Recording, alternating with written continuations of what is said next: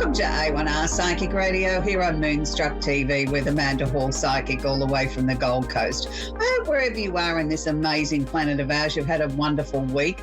It's been really cold here in Australia and I'm not a winter person, so I'm sort of complaining about the cold as I sit here next to the heater. But anyway, let's get on with a beautiful show today. Today we've drawn the Ten of Pentacles, which is one of my favourite cards out of the tarot deck. You know, you have a few little favourites here and there that you really sort of, your heart sings when you draw that card, and this is one of them. It is the card of money contentment, and I don't know anybody on the planet that wouldn't like some money contentment at the moment. For some people, it's going to be the signing of a new monetary agreement, but for many of us, it's just finally starting to feel that we're on top of our finances, that, you know, maybe we haven't got as much as we'd like, but we can certainly stretch it out and we can make things work, and that we finally feel that we're back in the driver's seat. And I think for many people in this last 2.5 years, it's been such a difficult, uncertain sort of time as we went into the pandemic and not knowing what to expect. And, you know, we're coming out the other side. And I don't say it's completely over yet, but we're certainly on the rebound here where we're coming out the other side and we're starting to look at what our new normal means.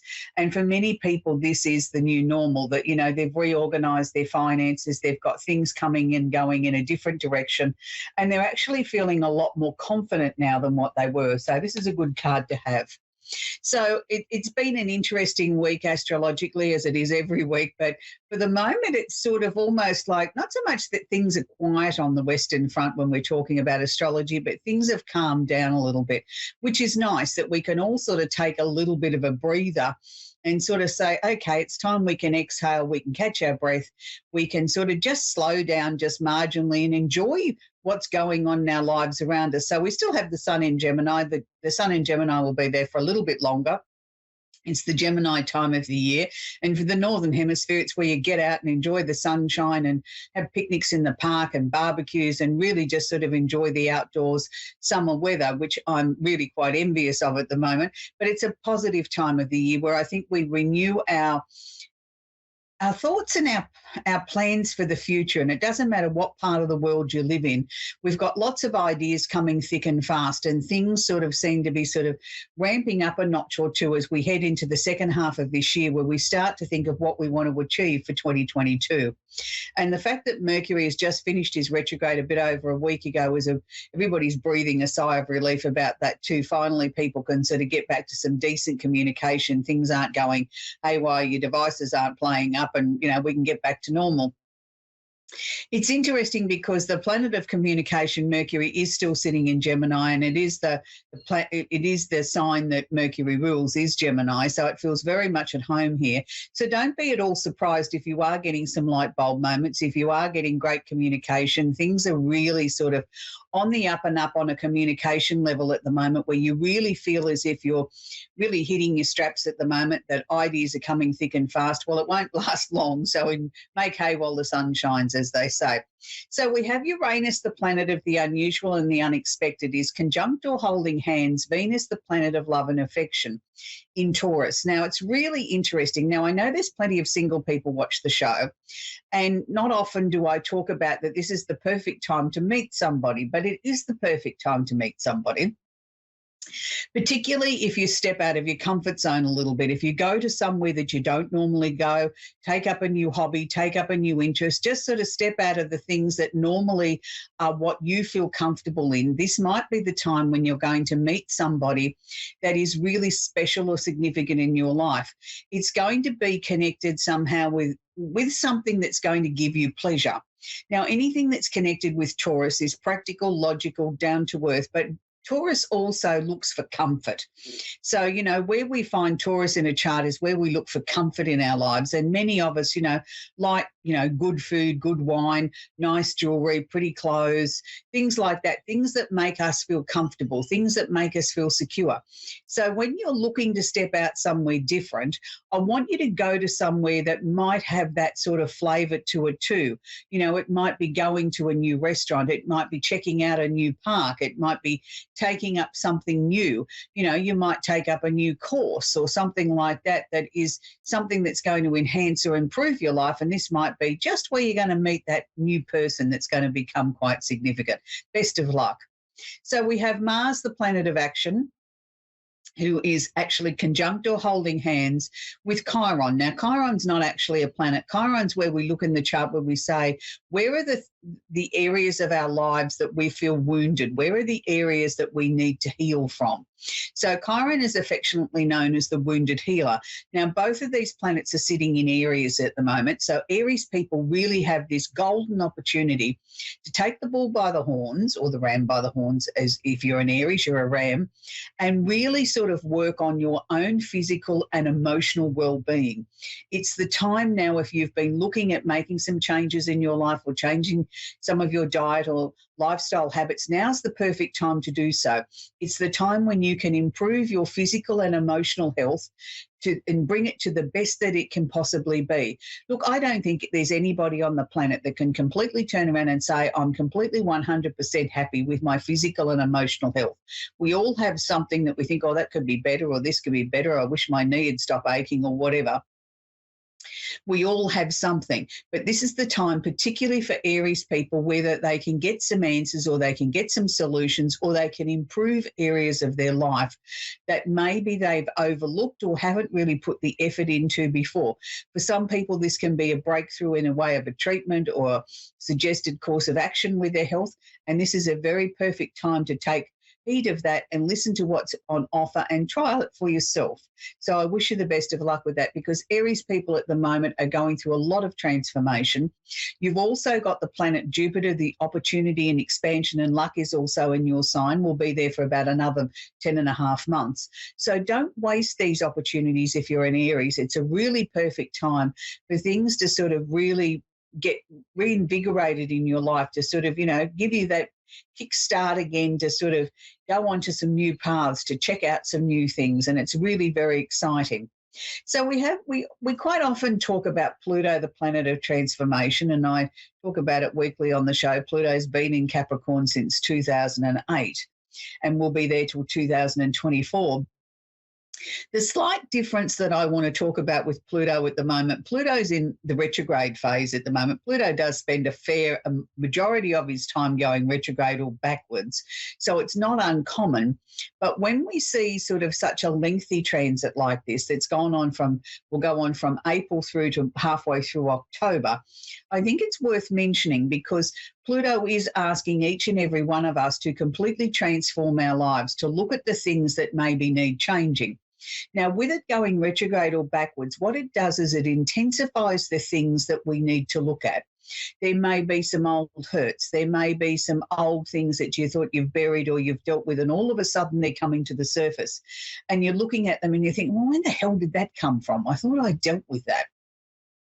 This will be Pluto bringing it to the surface again, saying, have you really looked at this? Have you really dealt with this? Or did you just put it at the back of the closet and sort of hoped it would go away? Well, it's not going to go away. It's saying, here, I'm here.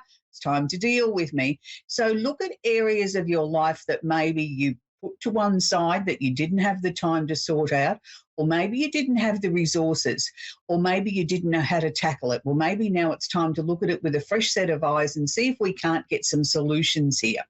I like to work with planets when they're in their retrograde phase, because I know that it means that we've got an opportunity now to make things right. We've got more of an opportunity to sort of work with an energy that's not necessarily less intense, but sometimes gives us a different perspective or a different way of being able to sort this out. I'm sorry, they're tickling me from above. They've been tickling my nose for some time now. And then the spirits love to do that when they know that it annoys you. But anyway, so Pluto is now sort of in that opportunity where we can really start to look at what we need to change in our lives. And there may be many areas that might need transforming, or there may only be one area. Whatever it may be, look at what it is in your life have you hidden from yourself. What do you need to revamp? What do you need to let go of? What do you need to reorganise? And I know many of us have done reorganising and reshuffling of our lives since the pandemic happened, and a lot of people have a completely different outlook on their life now, with a much better work-life balance and more people working from home, and a lot of people were able to move back to locations that they thought were totally out of the question, and have got a much better lifestyle now. So for many people, they've been doing that, but there's still some of us that are sitting on on the fence saying, oh, well, maybe things will just sort of settle down and go back to the way they were, to what we used to call normal. Well, maybe this is your new normal. Maybe it's not going to go back to that way. Or if it is, you're going to have to find a different way of becoming your new normal. So whatever's going on in your life, don't waste this Pluto retrograde. It's there to harness the power of what Pluto can do. And Pluto's role is to completely transform your life, to bring what's hidden out into the open. So bringing things from the darkness into the light so that we can process and deal with them and to get some better outcomes. So I hope that that's sort of starting to help you understand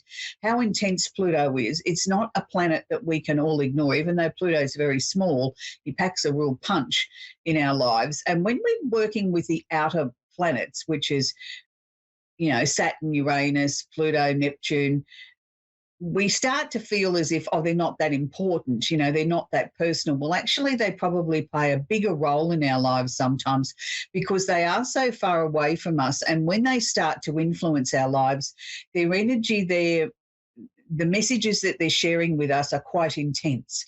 And there's something that we do need to stop and take notice of and say, hey, hang on a minute, how does this affect me?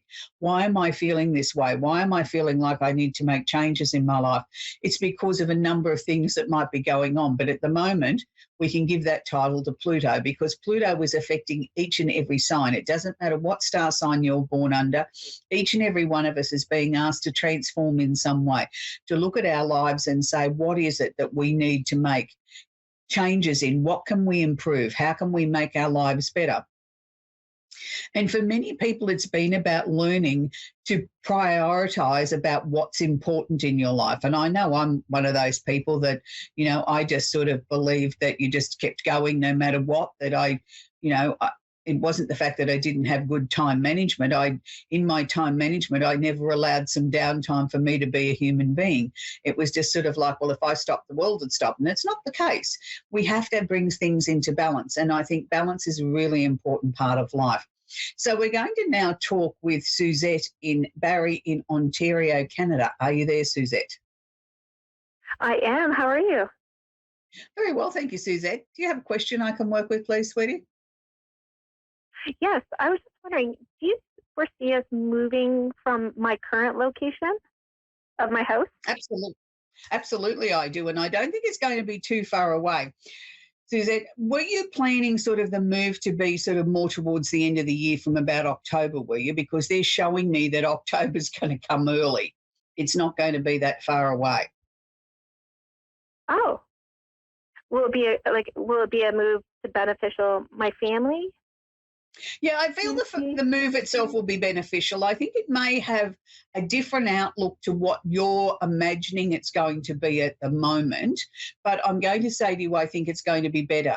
I feel the move itself has got sort of, it's obviously connected with work, but that's not the only reason. It's like we're looking to create a much, much better work-life balance for the whole family. It's like it's not just one person's needs being met. It's sort of like we're considering the whole family. This is something I felt that has been thrown around for a little while now. It's not sort of a new idea that only came up last week. This is something you've been talking about and thinking about for a little while now. Is that right, Suzette?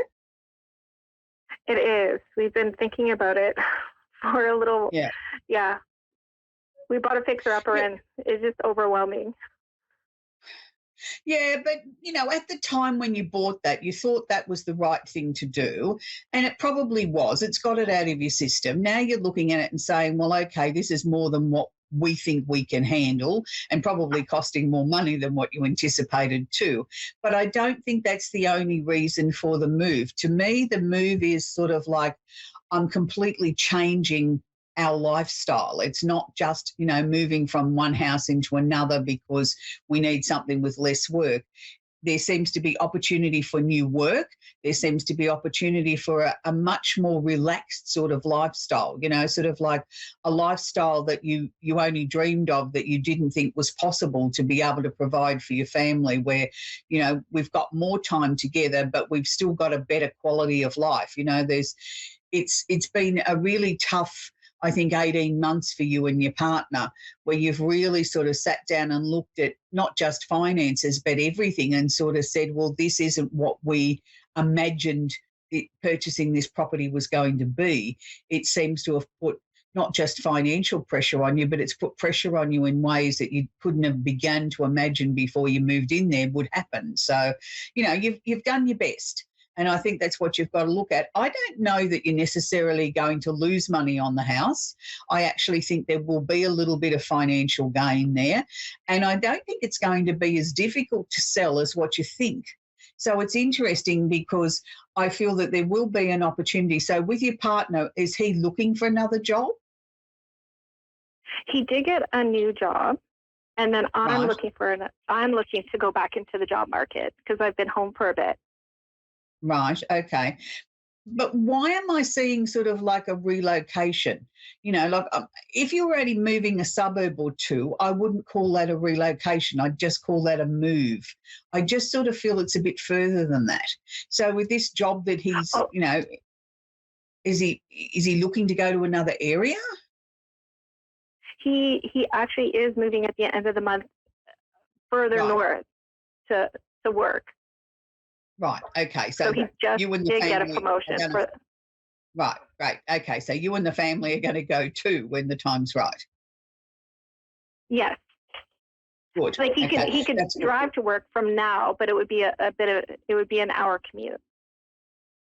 Yeah, but I just think long-term wise, I don't think that's the answer. Do you know what I mean? It might be okay short-term wise, but I just sort of feel as a family making a move to the new location will just be better in every way.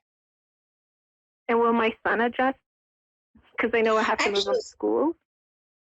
Yeah, surprisingly, I think, he's not going to be on board to begin with, but once he's sort of made the move and he's in the new school and he sees the opportunities for the things that he can, get involved in, I actually think this is going to suit him better. He's a sensitive boy, but he also needs lots of things to keep him busy too. He's a very active child at the same time, isn't he? He is. And he's looking where we're living now. There's not that many friends, but we're looking to have more kids in the neighborhood if we move. Oh, you definitely will have that. I can see a real community sort of feel where you're going. And that's good because I feel, new school, new friends, new things for him to do. And, it's not necessarily just about sports, but there's lots of after school activities that he'll get involved with his new friends. And with you going back into the workforce, that's a good thing too. So it's sort of like the whole of the family seems to be much more settled with this new location. And the next house you buy is not going to need anywhere near the sort of work and commitment as the one that you're in. And it's just sort of everything just feels so much better. It's sort of like you get to the end of the year and you look back and you say, wow, this has been the best thing we've done in a very long time. Oh, that sounds so perfect. And your son's going to thrive. Is he? Yes, he's going to thrive in this new location. He's just going to be so happy, and he'll have a little friend next door, and then one a couple of doors down the road. He's just going to be hardly ever home because he's always out with his new friends. Oh, perfect. And will my daughter have any friends? Yeah, no, your daughter will do well too, but I focused more on your son because he's the one that you were the most concerned about. Your daughter's very adaptable. She makes friends wherever she goes. She's sort of like a little magnet. She just draws people to her, where he doesn't find it that easy. So it's good to see both of them are very settled. Yeah, which is good. But no, they're both going to adjust and be very happy and very settled with it, and you'll have a lot more family time together, which is good. Yeah, which we need. Oh, thank you. You're very, very welcome, Suzette. All this. Well, good luck with the move and enjoy the time together with your family. Okay, thank you. You're very welcome. We're going to talk with Renee in Margate in New Jersey in the USA. Are you there, Renee? Yes, I am. Hi, Renee. Do you have a question I can work with, please? Yes, I wanted to know financially, are things going to get better? That's a very good question, Renee, and it's a very important question. What they're showing me is there's still a little bit more struggle, a tiny bit more, another month or two, and then things really start to ease off, where you can start to sort of suddenly exhale and say, oh, we've got through that we can start to see the light at the end of the tunnel. It's not anything that you've done wrong, Renee. It's just been a series of things that all sort of collided at the same time that, put extra pressure on your purse strings that you weren't anticipating or weren't expecting. So there's nothing you could have done, I think, to really sort of change this, avoid this or whatever. It's just one of those times in your life where just everything collided at the same time. As we go into 2023, you will really start to feel as if you're back in the driver's seat and back in control again of finances. And this time next year, you'll look back and you'll say, wow, look at how far I've come financially in this last 12 months. I didn't believe this was possible. And that's purely because of your diligence, your hard work, your sort of constantly sort of keeping yourself in check, sort of making sure that any money that is being spent is absolutely necessary. If it's not, let's try and, get down any debt we've got and things like that and start to put a little bit away. So you're certainly on the right track. Is there potential there for some extra money to come in from the work situation, Renee? Is there potentially a promotion or something like that, or a bonus due? Oh, no, not for me. Yeah, but I'm seeing some extra money. Probably for my business. I'm hoping for my business, yes. Right, okay. Because I'm seeing an extra sum of money coming sort of quite quickly. Okay. That's great. And you sort of, okay. Yeah, it's good, but you're sort of like, oh, I didn't see that coming. Do you know what I mean? It's sort of like, this is good, but it was sort of it took you back a little bit because you weren't sort of expecting it. It wasn't what you projected would come in over the next 3 months or whatever. So certainly keep your eyes and your ears open. I think there's more opportunities to come in, particularly with your business where there's, some bigger clients or something else to come in there, but there's certainly money is certainly on the upward swing. I do feel now I think you've got the business in a way that it's running as efficiently as it can under the circumstances. And I think that's, should be a feather in your cap that you really did have to make some difficult choices there, but you've got it now functioning the best that it can be. And I do feel probably by about March next year, there's a little bit of expansion there, or bringing on a new product line or bringing something else into the business that will be very lucrative as well. So there's certainly things to be excited about and to be positive about, and I think the worst is behind you. So have you been doing some minor changes to where you're living to, Renee? Well, we were going to sell our house, but we decided not to. We decided that this was not it was a good time, and then now it's not a good time. So we decided that we're going to enjoy our home. Good. So with enjoying your home, is there a couple of little modifications you might make or a couple of little changes there? Yeah, my kids want to redo their bathrooms. So that's a good thing. That's a positive thing. Oh, absolutely. And I feel that will sort of like re-energize the house too. You know what I mean? Like you'll look at it through different loving eyes, just sort of, redoing a bathroom is not a small job, but even though it's a small room in the house, but I think it's just going to make you feel so much better in yourself. It's going to make you sort of think, well, this is really good. I get up every morning and I've got a smile on my face because I feel proud of my house again. And I think that's a good thing. I don't think you'll be moving anywhere in the next 5 years, Renee. I think this is you're going to re-fall in love with your house. Can you tell me anything about my mom? She's alive. Is your mum still... She's alive. Right. She's alive. I was going to say, because I didn't feel she was passed. No. Your mum's quite secretive. She doesn't sort of want to share very much about what's going on in her life at the moment. I can tell you that there has been some changes there that she doesn't want to talk about. Okay. Health-wise, I don't know that or in her mind. Pardon? In her mind or her health? No, more with her health, and I don't think she wants to talk about it. It's like, how can I put this? It's like she doesn't fully understand it herself. So therefore, how can I talk to somebody else if I don't know how to describe it? I don't understand it myself. So how, it's not like I've got a sore arm and I can say to the doctor, I've got a sore arm and it aches from here to here and you can see the bruises. It's nothing like that. She just knows something's wrong. Now, I'm going to say it's more physical than I'm going to say emotional, but I think her emotions are controlling this in a strange sort of way because she doesn't want to talk about it and she won't go to the doctor and talk about it, which she should. Even if it sounds strange, it's not strange to them. I don't think it's anything serious and I don't think it's anything life-threatening. I don't think she's adjusting that well to getting older. I think that's probably the bigger part of the problem.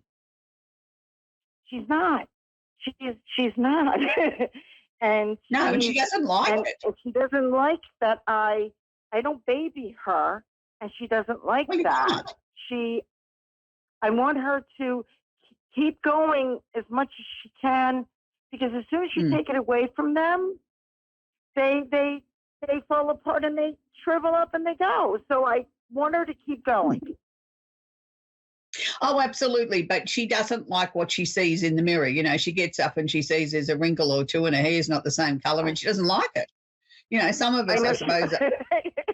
She's very vain in that way, and she's not happy about it. And that's what I mean. I don't think there's anything too much to worry about there. It's more her not accepting the stage of life. Let's put it that way. Thank you. Can I tell you? You're very thank you. I really, really appreciate it. Thank you. You don't know how you have made me feel today. Thank you. Oh, well, that's wonderful, Renee. That's what we're here for. So we're going to leave Renee there. We've only got about a minute and a half left of the show.